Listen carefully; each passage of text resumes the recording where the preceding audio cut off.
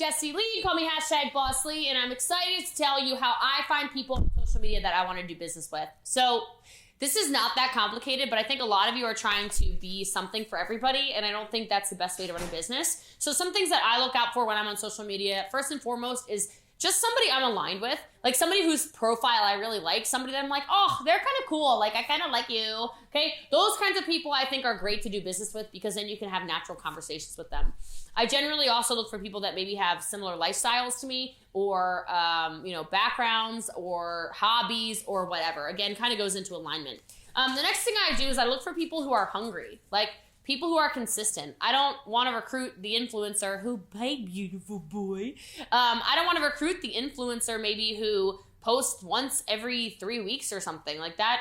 To me, says that they don't have any desire to actually build a business. So just because they have 1 million followers, think about that.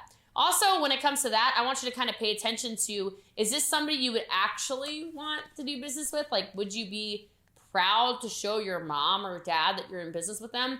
And I say that because especially in an influencer age, I think we have a lot of people out there who still are just posting photos of like their naked body. I don't want to do business with that person. Like, I don't know. I like to make money that I don't have to feel weird about. And I think a lot of people are probably out there making money they feel weird about. So that's not for me, folks, okay? The next thing I do is I look for people who can do what I do. So people who seem coachable, people who, maybe are looking to transform their lives, people who aren't going to feel like they have to be judged or anything like that.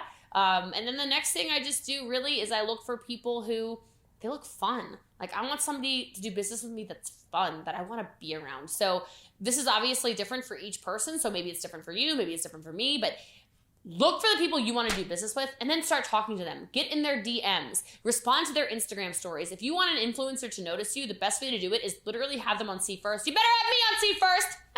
Have them on See First, comment on everything, respond to everything. There's just no way that they won't know who you are.